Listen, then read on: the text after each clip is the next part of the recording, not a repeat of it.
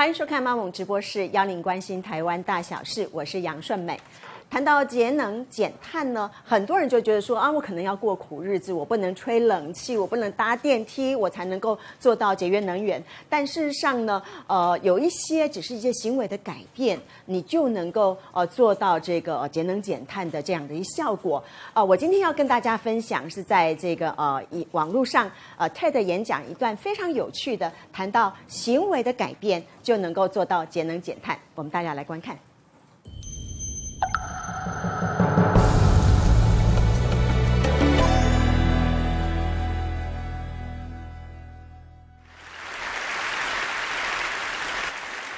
How many of you have checked your email today?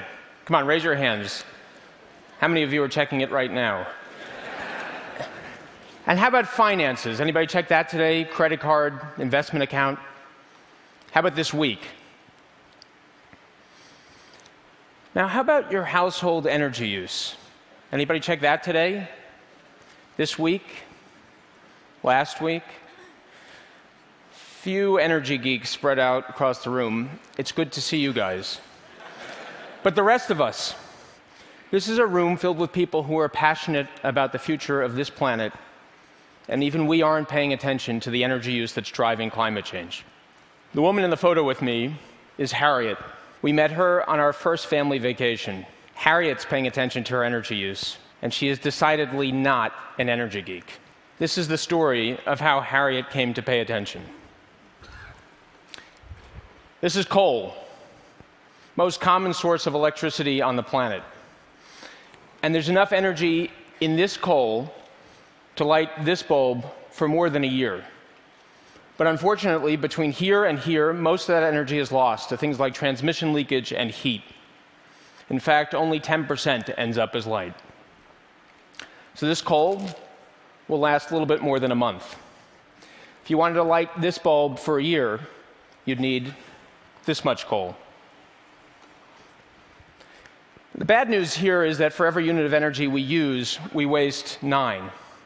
That means there's good news, because for every unit of energy we save the other 9. So the question is, how can we get the people in this room and across the globe to start paying attention to the energy we're using and start wasting less of it? The answer comes from a behavioral science experiment that was run one hot summer 10 years ago and only 90 miles from here in San Marcos, California. Graduate students put signs on every door in a neighborhood asking people to turn off their air conditioning and turn on their fans.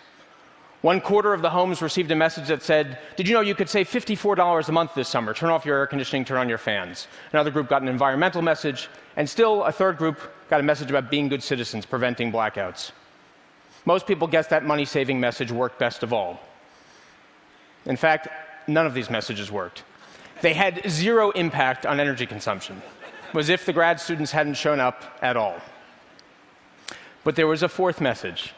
And this message simply said, when surveyed, 77% of your neighbors said that they turn off their air conditioning and turn on their fans. Please join them, turn off your air conditioning and turn on your fans. And wouldn't you know it, they did. The people who received this message showed a marked decrease in energy consumption simply by being told what their neighbors were doing. So what does this tell us? Well, if something is inconvenient, even if we believe in it, moral suasion, financial incentives don't do much to move us. But social pressure, that's powerful stuff. And harnessed correctly, it can be a powerful force for good. In fact, it already is. Inspired by this insight, my friend Dan Yates and I started a company called O-Power. We built software and partnered with utility companies who wanted to help their customers save energy. We deliver personalized home energy reports that show people how their consumption compares to their neighbors in similar-sized homes. Just like those effective door hangers, we have people comparing themselves to their neighbors. And then we give everyone targeted recommendations to help them save. We started with paper, we moved to a mobile application, web, and now even a controllable thermostat.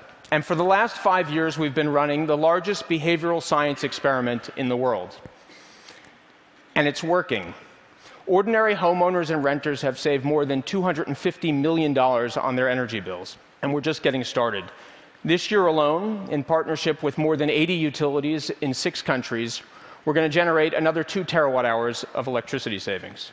Now, the energy geeks in the room know 2 terawatt hours, but for the rest of us, 2 terawatt hours is more than enough energy to power every home in St. Louis and Salt Lake City combined for more than a year. 2 terawatt hours, it's roughly half what the US solar industry produced last year. And 2 terawatt hours, in terms of coal, we'd need to burn 34 of these wheelbarrows every minute, around the clock, every day for an entire year to get 2 terawatt hours of electricity. And we're not burning anything, we're just motivating people to pay attention and change their behavior. But we're just one company, and this is just scratching the surface. 20% of the electricity in homes is wasted. And when I say wasted, I don't mean that people have inefficient light bulbs. They may. I mean we leave the lights on in empty rooms, and we leave the air conditioning on when nobody's home. That's $40 billion a year wasted on electricity that does not contribute to our well-being, but does contribute to climate change. That's 40 billion with a B. Every year in the US alone, that's half our coal usage right there. Now, thankfully, some of the world's best material scientists are looking to replace coal with sustainable resources like these. And this is both fantastic and essential. But the most overlooked resource to get us to a sustainable energy future, it isn't on this slide. It's in this room. It's you, and it's me. And we can harness this resource with no new material science, simply by applying behavioral science. We can do it today, we know it works, and it will save us money right away. So what are we waiting for? Well, in most places, utility regulation hasn't changed much since Thomas Edison. Utilities are still rewarded when their customers waste energy. They ought to be rewarded for helping their customers save it. But this story is much more than about household energy use. Take a look at the Prius. It's efficient not only because Toyota invested in material science, but because they invested in behavioral science. The dashboard that shows drivers how much energy they're saving in real time makes former speed demons drive more like cautious grandmothers. Which brings us back to Harriet. We met her on our first family vacation. She came over to meet my young daughter, and she was tickled to learn that my daughter's name is also Harriet. She asked me what I did for a living, and I told her I work with utilities to help people save energy. It was then that her eyes lit up. She looked at me, and she said, "You're exactly the person I need to talk to. You see, 2 weeks ago, my husband and I got a letter in the mail from our utility. It told us we were using twice as much energy as our neighbors." And for the last 2 weeks, all we can think about, talk about, and even argue about is what we should be doing to save energy. We did everything that letter told us to do, and still I know there must be more. Now I'm here with a genuine expert. Tell me, what should I do to save energy? There are many experts who can help answer Harriet's question. My goal is to make sure we are all asking it. Thank you.